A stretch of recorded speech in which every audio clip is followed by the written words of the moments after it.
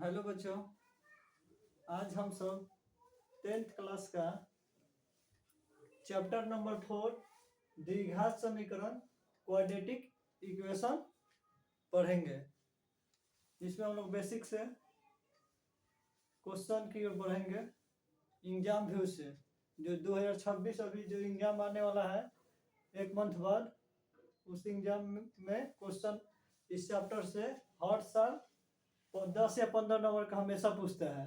जो इस चैप्टर को हम लोग पढ़ेंगे और समझेंगे। सबसे पहले चैप्टर नंबर 4 है, हम लोग पढ़ेंगे द्विघात समीकरण, जिसे हम लोग इंग्लिश में कहते हैं quadratic equation.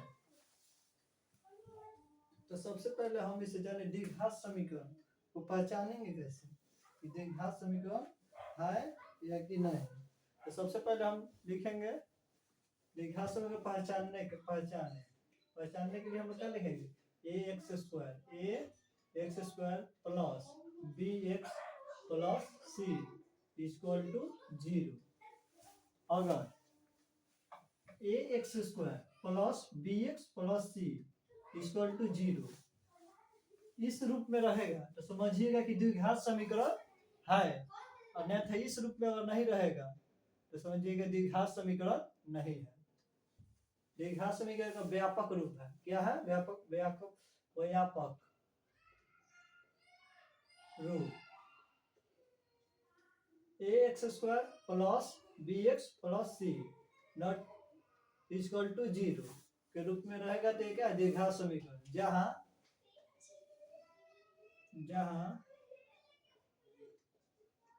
a, b, c एक वास्तविक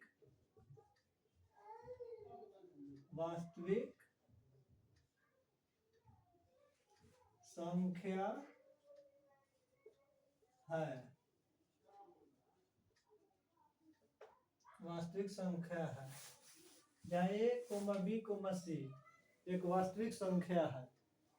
चूंकि a नॉट इक्वल टू 0, जहाँ a नॉट इक्वल टू 0 होना चाहिए, तभी जाकर हमारा द्विघात समीकरण होगा। ये फॉलो रूल करेगा, व्यापक रूप ax square plus bx plus c। अगर a नॉट इक्वल टू 0 अगर नहीं रहेगा, जैसे समझ लीजिए, आप इसे समझिए, a बराबर अगर 0 हम इस यहाँ पर रख देंगे तो ये हमारा द्विघात समीकरण नहीं होता है। जैसे देखिए, इससे व्यापक रूप क्या है, ax square plus bx plus c equal to 0। तो a बराबर हम क्या रख सकते हैं, 0, तो 0 का स्क्वायर कर देंगे प्लस bx प्लस c, तो ये क्या हो जाएगा हमारा 0। तो 0 का स्क्वायर 0 हो जाता है, 0 में से उन्हें तो कितना आ जाए 0। तो हम लोग क्या पढ़ रहे हैं, द्विघात समीकरण क्वाड्रेटिक इक्वेशन। तो द्विघात समीकरण क्या होता है, जो जिसका रूप क्या ax square plus bx plus c, जिसका इसका अधिकतम घात कितना चाहिए। द्विघात समीकरण का अधिकतम घात कितना होना चाहिए, 2। नाम ही है द्विघात। तो द्विघात तो इसका अधिकतम घात कितना होना चाहिए, इसका अधिकतम घात, द्विघात समीकरण का अधिकतम घात कितना होना चाहिए, 2। तो इसका देखिए, जो अभी हमारा क्या इसका व्यापक रूप क्या है, ax square plus bx plus c equal to 0 के रूप में है। तो अभी तो इस रूप में रहेगा तो ये तो द्विघात समीकरण है। लेकिन हम लोग a नॉट इक्वल टू 0 लिखे हैं। अगर a नॉट इक्वल टू 0 रहेगा तो द्विघात समीकरण का रूप में रहेगा। अगर a इक्वल टू 0 अगर रख दे तो हमारा द्विघात समीकरण नहीं होगा। तो जैसे देखिए a इक्वल टू 0 रखते हैं तो हमारा क्या हो गया, x स्क्वायर की जगह पर हमारा क्या आ गया, 0 आ गया। तो इसका घात कितना आ जाएगा, इसका अधिकतम घात कितना आ जाएगा, तो 0 है तो इसका कोई मतलब नहीं है, bx है तो bx के इसका घात कितना आ जाएगा, 1। इसका x पर कोई घात नहीं है तो इसका मतलब क्या है, 1। तो इसका अधिकतम घात कितना है, 1 है। तो ये हमारा द्विघात समीकरण नहीं है, इस रैखिक समीकरण में आ जाएगा। तो इसलिए हमारा a नॉट इक्वल टू 0 होगा। आप लोग समझ रहे हो कि a नॉट इक्वल टू 0 क्यों होता है, इसीलिए a नॉट इक्वल टू 0 लिखते हैं। और बाकी सब इसके अलावा सभी अंक हो सकते हैं, वास्तविक संख्या टोटल। अब हम लोग इसमें द्विघात समीकरण का अधिकतम घात कितना होता है 2। जहाँ हम लोग जानेंगे और फिर पूछ सकता है इसका व्यापक रूप क्या है ax square plus bx plus c, जहाँ एक्स स्क्वायर ए का क्या है, ए का जो ए है ना इसका गुणांक है, ए का गुणांक कितना है एक्स स्क्वायर, बी का गुणांक क्या है सी एक्स है, और सी का गुणांक क्या है कांस्टेंट है, सी क्या है अचर पद। तो यहाँ पर हम लोग लिख सकते हैं यहाँ एक्स स्क्वायर का एक्स स्क्वायर का गुणांक, एक्स स्क्वायर का गुणांक कितना आ जाएगा, एक्स स्क्वायर का गुणांक मतलब गुण है, कितने से गुना हुआ है ए से गुना है, तो यहाँ पे एक्स स्क्वायर का गुणांक कितना आ जाएगा 1 ए हो जाएगा। इसी तरह एक्स का गुणांक एक्स का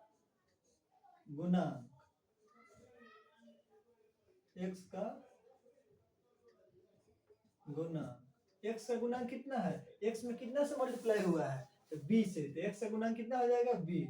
इसी तरह सी का गुणांक, सी क्या है हमारा अचर पद है, इसमें देखो सी का गुणांक नहीं होगा क्योंकि इसमें अचर पद कांस्टेंट है, तो ये सीधा लिख सकते अचर पद, इसमें कितना आ जाएगा अचर पद कितना आ जाएगा सी। अगर यहाँ भी ए बी सी डी यहाँ भी एक्स रहता है तब हम लिखते हैं एक्स, या वाई रहता है तो वाई का गुणांक लिखते हैं, सी है तो सी है क्या अचर पद है कांस्टेंट है, तो ये हम लोग अचर पद कितना है सी। अब इसी तरह क्वेश्चन दे देगा, ए की जगह पर कोई अंक दे देगा, जैसे 2 3 वास्तविक संख्या दे देगा, बी की जगह पर भी दे देगा वास्तविक संख्या, सी की जगह पर अचर पद रहेगा, वाई पर संख्या कुछ दे देगा, तो उसमें दे देगा 2x square plus 4x plus 5x, और पूछेगा एक्स स्क्वायर का गुना कितना हो जाएगा, तो यहाँ पर जा रहेगा वही हो जाएगा। जैसे क्वेश्चन देखिए, ये क्वेश्चन हो गया, question 2x square plus 3x minus 5x equal to 0 का 0 हो गया। तो अब इसका पूछेगा इसका गुना, एक्स स्क्वायर का गुना कितना है यहाँ पर दे देगा, क्वेश्चन कोई पूछेगा आपसे, या बोर्ड में क्वेश्चन भी दे देगा, ये क्वेश्चन होगा द्विघात समीकरण इतना बड़ा हुआ, एक्स स्क्वायर का गुणांक होगा, एक्स स्क्वायर का गुणांक होगा कितना होगा एक्स स्क्वायर का गुणांक, एक्स स्क्वायर में कितना से मल्टीप्लाई हो रहा है 2 से, तो जो एक्स स्क्वायर है उसके मल्टीप्लाई जितना से ना वही हमारा गुणांक हो जाता है, या गुणांक कितना हो जाएगा 2। इसी तरह और दे देगा एक्स का गुणांक ये एडजेक्टिव में पूछ सकता है, तो एक्स का गुणांक कितना है, एक्स का गुणांक देखिए एक्स में कितना से मल्टीप्लाई होगा 3 से, तो यहाँ पर इसका एक्स का गुणांक कितना हो जाएगा 3, और -5 का कांस्टेंट है तो ये -5 उसी तरह रह जाएगा। ये समझ गए। इसी तरह एक और देख लीजिए, जैसे रहेगा यहाँ पर क्वेश्चन दूसरा 5x square minus 2x minus 1 equal to 0। अब इसमें पूछ देगा एक्स का गुणांक, एक्स का गुणांक कितना हो जाएगा बताइए लोग, एक्स का गुणांक कितना होगा, एक्स का गुणांक कितना हो रहा है इसमें देखिए एक्स पहले कहाँ लिखा है, यहाँ 5x स्क्वायर है माइनस 2x, तो एक्स यहाँ पर है तो एक्स में कितना से मल्टीप्लाई हो रहा है 2 से, तो एक्स का गुणांक कितना हो जाएगा 2।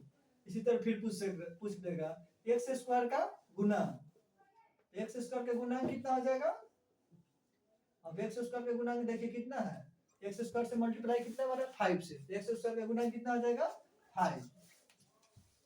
इसको बढ़िया से समझ लीजिए, एक क्वेश्चन यहाँ से आता है हमेशा, इस चीज को बढ़िया समझ लीजिए, उतार लीजिए। और फिर हम इसके आगे देखते हैं, सबसे पहले इसका व्यापक रूप x square plus b x plus C equal to 0, जहाँ ए बी सी एक वास्तविक संख्या है, a not equal to 0, x square का गुणांक है तो एक्स स्क्वायर का गुणांक कितना हो जाएगा ए, एक्स का गुणांक हो जाएगा बी, और चर पद कितना है सी। अब इसका द्विघात समीकरण का कुछ देखिए क्वेश्चन आपसे एडजेक्टिव में, द्विघात समीकरण का द्विघात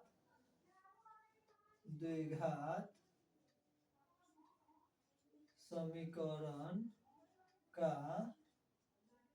अधिकतम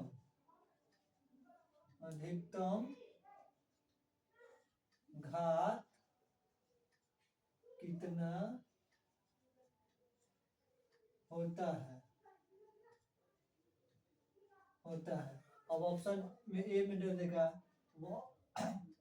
1, बी में दे देगा 2, सी में दे देगा 3, और डी में रहेगा इनमें से कोई नहीं, इनमें से कोई नहीं। तो यहाँ पर हम देखें द्विघात समीकरण का अधिकतम घात, तो हमें आपको पता है द्विघात समीकरण का अधिकतम घात कितना होता है 2, तो इसका नाम ही क्या है द्विघात। तो द्विघात मतलब क्या, इसमें कितना है द्वि, द्वि मतलब क्या है 2, तो इसका अधिकतम घात कितना हो जाएगा 2। अगर त्रिघात हो जाएगा त्रिघात, तो उसमें त्रिघात में कितना उसका घात हो जाएगा 3, तो मतलब 3 उसका घात हो जाएगा। द्विघात हम लोग पढ़ रहे हैं 10th में, हम लोग को द्विघात पढ़ रहे थे, इसीलिए द्विघात समीकरण का अधिकतम घात कितना हो जाएगा 2। तो ऑप्शन में 2 जहां होगा तो उसको हम लोग टिक कर देंगे। इतना समझ लिए, फिर हम लोग आगे तो देखते हैं।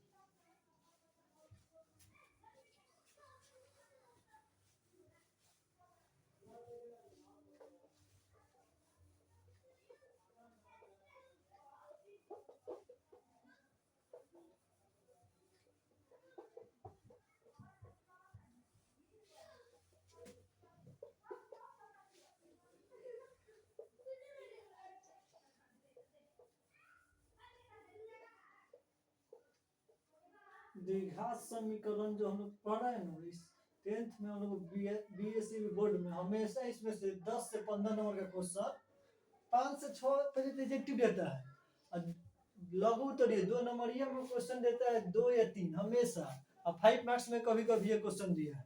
तो हमेशा कम से कम इसे द्विघात समीकरण से देता है 10 मार्क का, हर एक साल कितना 10 मार्क्स 100% पूछता है द्विघात समीकरण से। तो आप लोग इसे बढ़िया से समझिए। अब आप लोग बताइएगा कि कौन द्विघात समीकरण है, उसे पहचानिएगा। जैसे हम दे रहे हैं, बताइए, बताएं।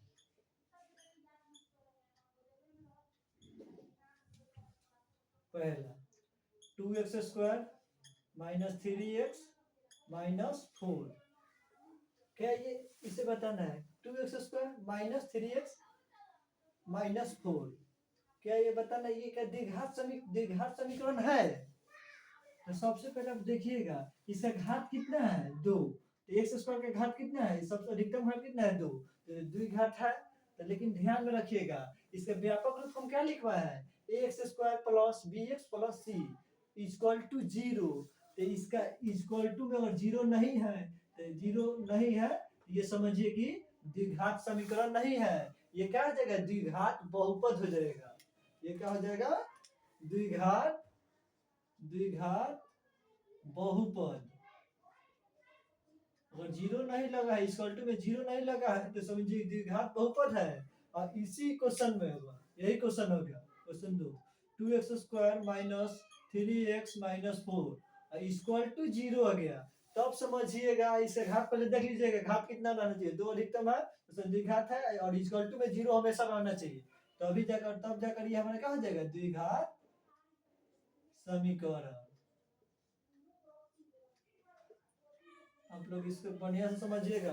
अगर इक्वल टू में 0 नहीं है और उसका घात 2 है, तब अब ये द्विघात समीकरण नहीं है, द्विघात बहुपद में आएगा। अगर इसका घात अधिकतम घात 2 हो जाएगा और उसका इक्वल टू में 0 होगा, तब समझिए द्विघात समीकरण है। आपका क्वेश्चन ऑब्जेक्टिव में दे सकता है कि निम्न में से चुने कौन द्विघात। अब जैसे हम क्वेश्चन एक देते हैं, क्वेश्चन ही हम बोर्ड में पूछ सकते हैं, निम्न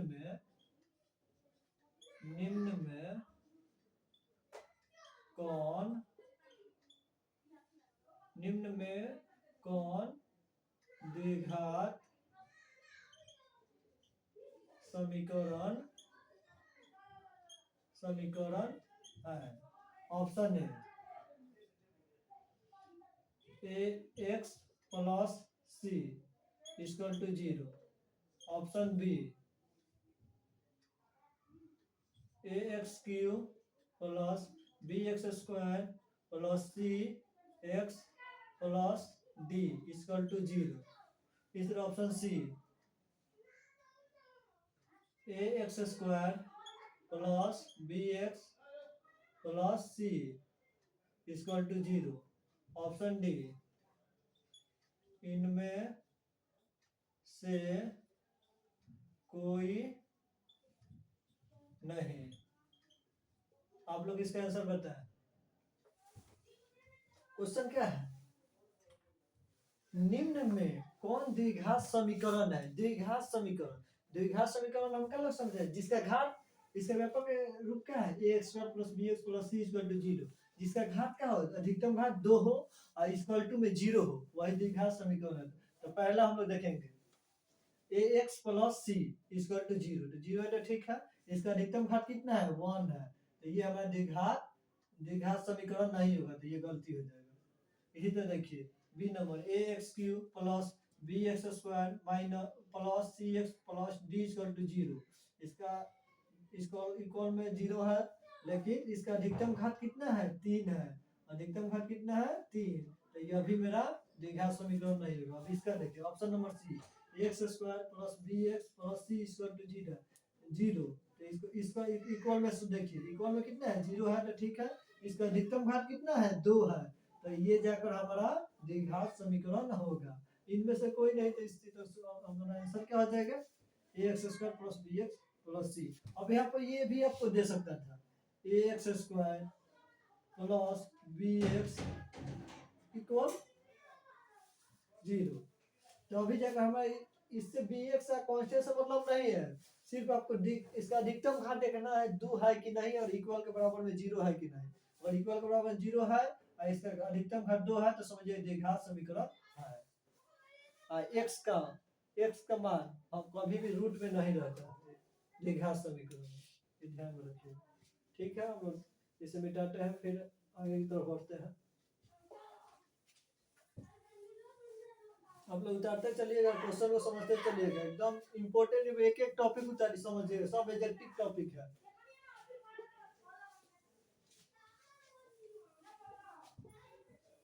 आप लोग अपने दोस्तों के पास शेयर भी कीजिएगा, वीडियो बढ़िया लगे तो वीडियो को लाइक कीजिएगा और चैनल को सब्सक्राइब कीजिए, ताकि हम लोग का परिवार अधिक से अधिक हो सके, जिससे हम लोग को वीडियो बनाने में और इम्प्रेस हो गए लोग। फिर हम आगे तक बढ़ते हैं। हम क्वेश्चन देते हैं, आपको पहचानना है कि कौन द्विघात समीकरण है और कौन नहीं है।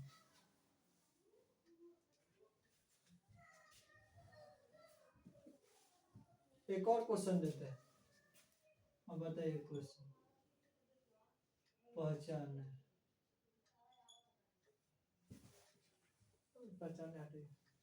द्विघात समीकरण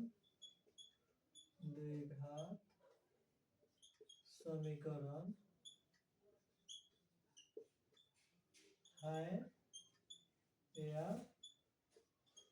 नहीं। सब पहला, x square plus b x plus c, दूसरा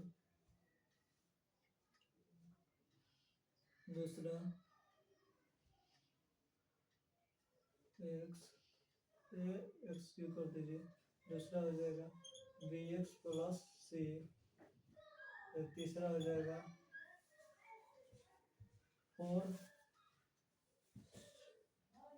3x cube minus 2x square plus 8x minus 11 equal to 0। Option 4, 4x square equal to 0। Option 5, x square minus 5x minus 1 equal to 0। Option 6, x square minus 3 root x plus 4 equal to 0। अब इसको आपको बताना है द्विघात समीकरण है या नहीं, हाँ या नहीं में आपको बताना है।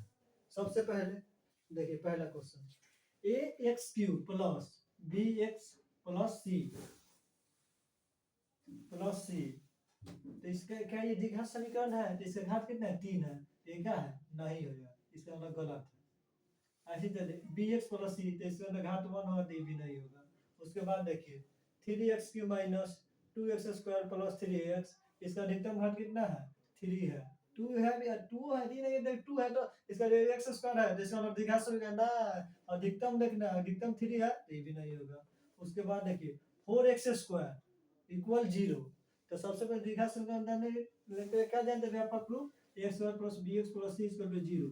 इसका अधिकतम घात कितना है? 2, तो 2 तो है, इक्वल में 0 होना चाहिए, तो ये हमारा क्या हो जाएगा? द्विघात समीकरण। तो ये मेरा क्या है? द्विघात समीकरण है। और bx प्लस c नहीं है तो उससे कोई मतलब नहीं है, bx से 1 भी दे सकते हैं, लेकिन हमारा अधिकतम घात कितना है? 2 होना चाहिए, इक्वल में 0, तो ये मेरा क्या है? द्विघात समीकरण है। इसी तरह देखिए x² minus 5x minus 1 equal to 0, इसका अधिकतम घात कितना है? 2 है, और इक्वल में 0 है, तो ये भी द्विघात समीकरण है। अब देखिए ये मोस्ट क्वेश्चन है, x² minus 3√x plus 4 equal to 0, तो इस क्या ये द्विघात समीकरण है? इक्वल में 0 तो है, तो ठीक है लग रहा है। इसी तरह x² का घात कितना है?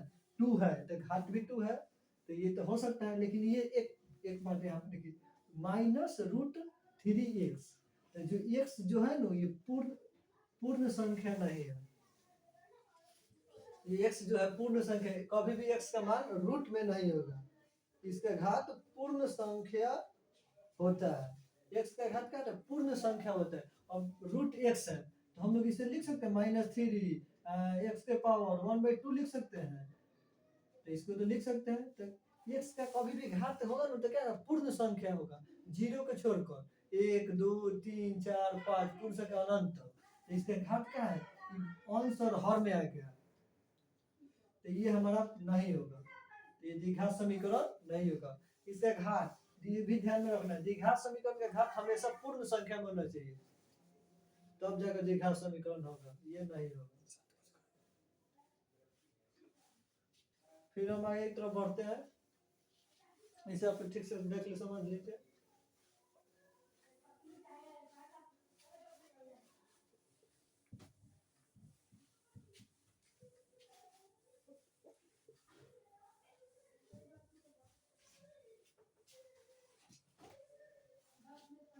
अब हम एक टॉपिक उठाएंगे, टॉपिक 2,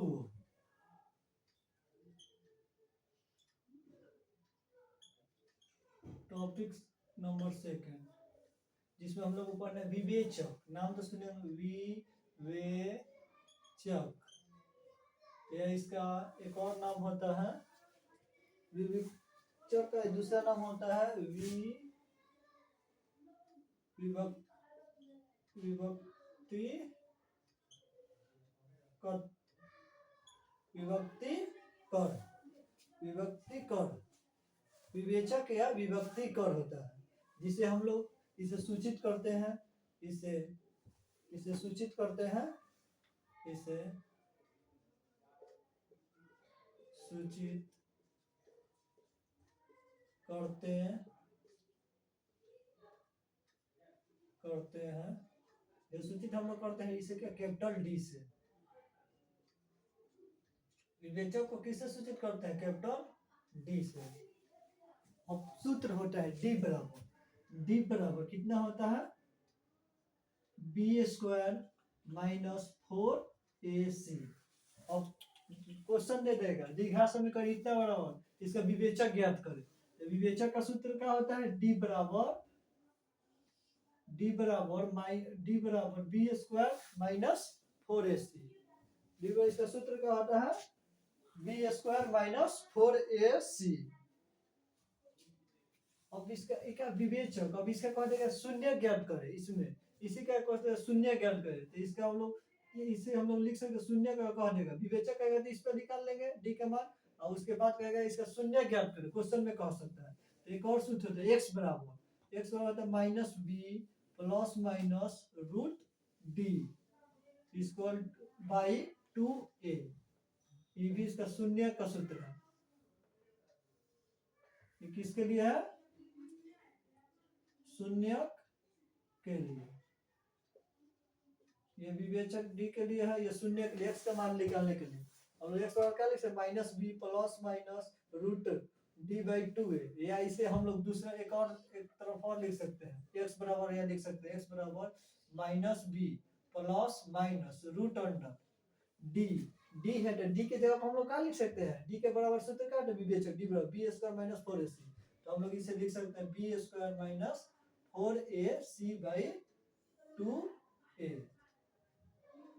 ये सूत्र है, सूत्र को बढ़िया से याद कर लीजिएगा, ऑब्जेक्टिव में पूछेगा और पूछेगा विवेचक का सूत्र लिखे, डी बराबर होता है तो कितना होता है, b square minus four a c, शून्य के एक्स बराबर सूत्र होता है तो minus B plus minus root D by two a, और रूट में रूट अंडर डी है तभी सही है, और रूट में अगर डी नहीं रह रहा है तो इस तरह रहेगा, एक्स बराबर minus B plus minus root under b square minus four a c by two a, दोनों सूत्र सही है, एक ही बात दोनों कह रहा है। यहाँ पर रूट डी में है, जो मान डी का निकालेंगे उसको रूट में रख देंगे, हम सीधा डी के मान इसी में निकाल लेंगे, डी के जगह पर क्या रख सकते हैं, b square minus four a c, तो हमारा एक्स का मान सीधा आ जाएगा। ये समझ गए, इसके आगे हम लोग अब देखेंगे मूल टॉपिक 3 देखेंगे, ठीक है, ये समझ गए, अब हम लोग इसे मिटाते हैं, आप लोग बढ़िया से उतार लीजिए और समझ लीजिए।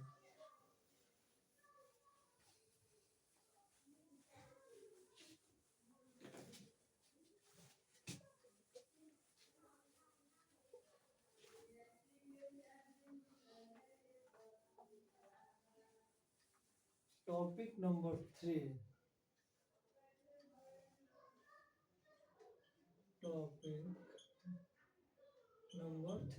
टॉपिक 3 पढ़ेंगे, उसमें हम लोग पढ़ेंगे लोग मूलों की प्रकृति, मूलों की प्रकृति, मूलों की प्रकृति, मूलों की प्रकृति मतलब क्या, विवेचक, मूलों की प्रकृति मतलब क्या, विवेचक, विवेचक को किससे सूचित करते हैं, कैपिटल डी से, डी बराबर क्या होता है, b square minus four a सी, ये सूत्र हो गया, ठीक है, विवेचक डी बराबर b square minus four a सी। मूलों की प्रकृति, अगर फर्स्ट नंबर यदि डी बराबर यदि डी ग्रेटर, यदि डी 0 से 12 हो तो, यदि डी के मान 0 से 12 हो तो हम लोग इस मूलों की प्रकृति क्या लिख सकते हैं, डी बराबर 0 से अगर 12 माना है, 0 से 12 मतलब पॉजिटिव से 1 2 3 पॉजिटिव में है, तो हम लोग इसे क्या लिख सकते हैं, तो इसका मूल क्या है, मूल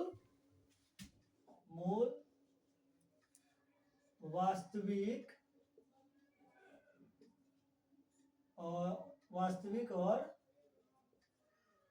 समान होगा। यदि डी का मान 0 से 12 हो, डी के मान विवेचक, डी के हम लोग जो निकाले डी बराबर बी स्क्वायर माइनस फोर ऐसे सूत्र कर डी के मान अगर 0 से 12 हो तो उसका मूल क्या होगा, वास्तविक और समान होगा, वास्तविक और समान। इसी तरह दूसरा क्या लिखे हैं, यदि डी का मान 0 से 12 हो तो मूल वास्तविक और असमान होगा, समान तो 0 के बराबर होता है तो समान होता है, और 0 से 12 हो तो असमान होगा, क्या होगा, असमान होगा। फिर दूसरा, यदि डी बराबर 0 हो तो, यदि डी बराबर 0 हो तो मूल वास्तविक और समान होगा। यदि डी बराबर 0 से 12 हो तो मूल वास्तविक और असमान होगा, यदि डी बराबर 0 हो तो मूल वास्तविक और समान होगा, यदि एक और है डी बराबर, यदि डी बराबर 0 से छोटा हो तो मूल का हो जाएगा, अवास्तविक हो जाएगा। यदि D less than 0, greater than है उसमें डी, यानी 0 से बड़ा, इसमें 0 से छोटा हो तो मूल जीरो से बड़ा हो तो मूल क्या था, वास्तविक, और जीरो से छोटा हो तो क्या, मूल वास्तविक नहीं रहे, मूल वास्तविक नहीं है, मूल वास्तविक नहीं है। या इसे हम लोग लिख सकते हैं, या काल्पनिक लिख सकते हैं, काल्पनिक, वास्तविक नहीं रही कहा जाएगा, काल्पनिक, या काल्पनिक होगा, या काल्पनिक होगा। आप लोग समझिए, यदि डी का मान डी ग्रेटर देन जीरो हो तो मूल वास्तविक और समान होगा, डी का मान जीरो से बड़ा आएगा तो मूल वास्तविक और समान होगा। यदि डी बराबर जीरो हो तो मूल वास्तविक और समान, जीरो के बराबर डी का मान जीरो के बराबर होगा तो मूल वास्तविक और समान होगा। यदि डी लेस देन यानी डी का मान जीरो से छोटा हो तो मूल वास्तविक नहीं होगा, मूल वास्तविक नहीं होगा, काल्पनिक होगा। डी का मान का जीरो से छोटा यानी एग्जाम्पल जैसे -1 -2 -3 इसी तरह से अनंत, जीरो से बड़ा यानी जैसे 1 2 3 इसी तरह अनंत तक जाएगा। ये समझ गए, ये क्वेश्चन बनाने में हम लोग को मदद करेगा। इसी तरह हम लोग कुछ क्वेश्चन कब करते हैं, आप लोग इस टॉपिक को समझ लीजिए ऐसा सर।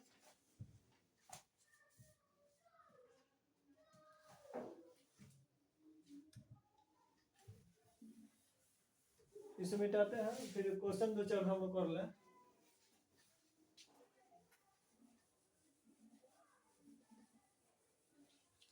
इस टॉपिक से हर साल 10 नंबर का फिक्स है, 10 से अधिक ही आता है, कम नहीं आएगा।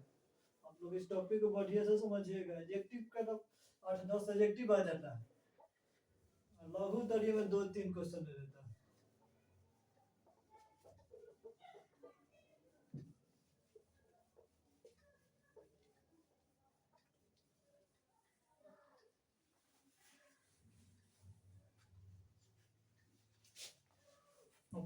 दे देगा क्वेश्चन, द्विघात समीकरण, द्विघात समीकरण 2x² - 4x + 1 = 0 हो तो इसका विवेचक ज्ञात करें। द्विघात समीकरण 2x² - 4x + 1 = 0 हो तो इसका विवेचक यानी क्या, डी ज्ञात करना। तो सबसे पहले हम लोग लिखेंगे हल, यहाँ क्या दिया है, यहाँ क्या दिया है, द्विघात समीकरण 2x² - 4x + 1 = 0, जहाँ यहाँ हम लोग लिख सकते हैं a बराबर कितना हो जाएगा 2, इसलिए b बराबर कितना हो जाएगा -4, और c बराबर कितना हो जाएगा, c बराबर हो जाएगा +1 है तो हम लोग 1 सिर्फ लिख सकते हैं। ये हो गया। तो चूंकि हम लोग जानते हैं, हम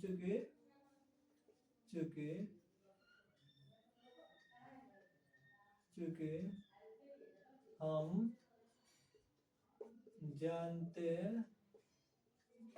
हैं कि, क्योंकि हम लोग जानते हैं कि सूत्र क्या है, d बराबर b² - 4ac, d बराबर हो जाएगा b² तो b का मान कितना है -4, यहाँ पर हम लोग लिख सकते हैं -4 का स्क्वायर। इसी तरह 4, a का मान कितना है 2 × 2, c का मान कितना है 1, तो हम लोग यहाँ पर लिखेंगे d बराबर 4 का स्क्वायर, तो 4 का स्क्वायर है तो यहाँ पर क्या माइनस है तो माइनस होने से पॉजिटिव हो जाएगा। 16 का स्क्वायर 4 का स्क्वायर कितना हो जाएगा 16, -2 में 4 में 2 से मल्टीप्लाई कीजिए तो 8 में 1 कीजिए तो 1, तो यहाँ पर d बराबर कितना हो जाएगा, 8 में से 8 घटेगा तो 8 में से 8 16 में से 8 घटेगा तो कितना आ जाएगा 8, यानी d बराबर कितना आ गया 8। तो यहाँ पर क्वेश्चन में क्या कहते हैं, द्विघात समीकरण 2x² minus 4x plus 1 equal to 0 हो तो इसका विवेचक ज्ञात करें। विवेचक यानी डी ज्ञात करें। तो यहाँ पर हम लोग यहाँ लिख सकते हैं बराबर 2 b बराबर -4 माइनस का चिन्ह ध्यान में प्लस में तो उसी तरह लिख देंगे माइनस में लगा तो जो माइनस में लिखेंगे और c बराबर 1। तो चूंकि हम लोग जानते हैं d बराबर क्या होता है b² माइनस 4ac। तो d बराबर इस पर रखें इसका मान कितना है क्या 8। तो चूंकि अब यहाँ पर कहा देता है द्विघात समीकरण इतना हो तो इसका विवेचक तथा मूलों की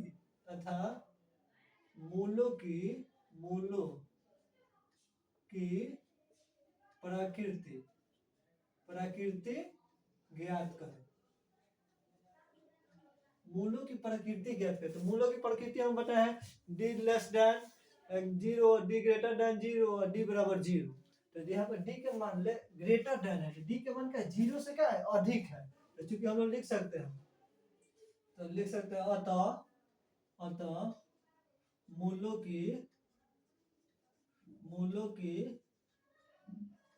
प्रकृति d के मान क्या है 0 से बड़ा है तो क्या है वास्तविक और असमान। अतः मूलों की प्रकृति वास्तविक और असमान होगा।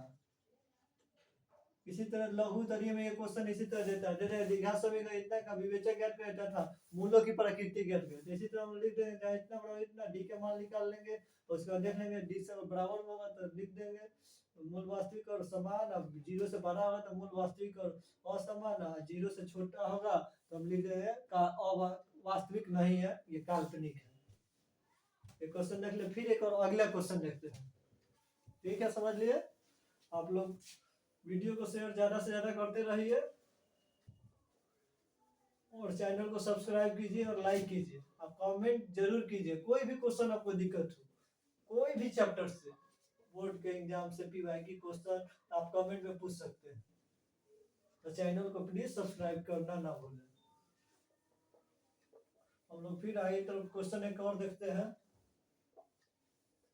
लास्ट क्वेश्चन देखेंगे उसके बाद फिर हम लोग इसी टॉपिक पर अगला क्वेश्चन करेंगे, अगले दिन करेंगे। लास्ट क्वेश्चन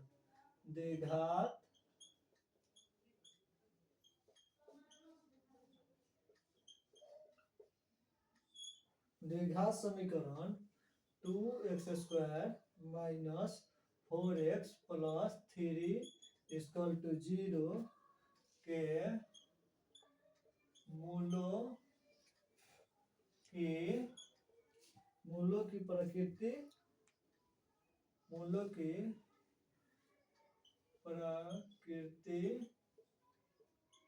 ज्ञात करें।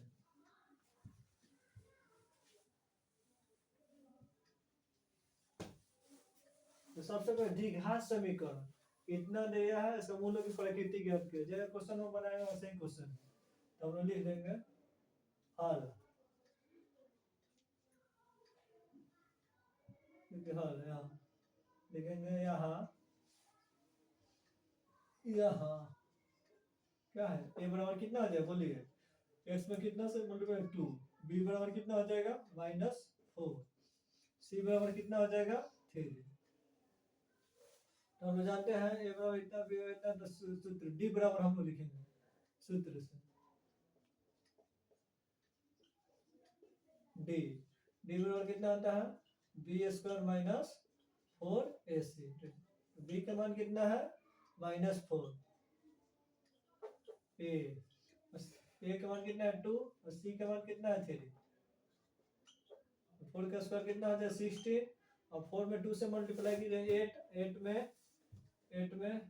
3 से मल्टीप्लाई कीजिए तो कितना आ जाएगा और 3 का 24 हो जाएगा। यहाँ पर d बराबर कितना आ जाएगा 16 में से -24 घटेगा तो कितना आ जाएगा -8। वहां पर प्लस में 8 आया था यहाँ पर माइनस में 8 आ गया। हम लोग को क्या कहते हैं मूलों की प्रकृति। तो हम लोग लिख सकते हैं d के मान वाले क्या इसके 0 से कम आएगा तो हम लोग लिख सकते हैं अतः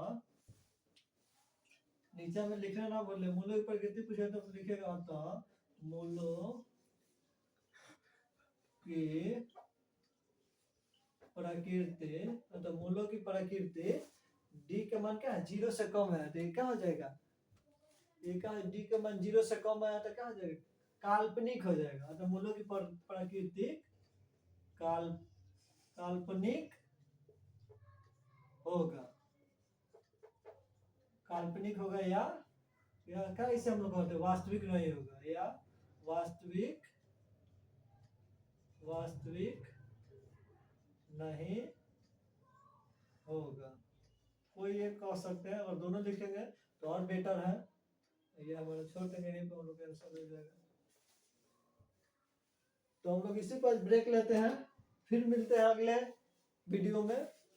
और आप लोग इस वीडियो को ज़्यादा से ज़्यादा शेयर कीजिए, और क्वेश्चन जितना बताया है उसको आप लोग बढ़िया से समझ लीजिए, इस पर और क्वेश्चन कीजिए और कमेंट कीजिए, अपने दोस्तों के पास शेयर कीजिए, और चैनल को सब्सक्राइब जरूर कीजिए। थैंक यू, फिर मिलते हैं नेक्स्ट डे।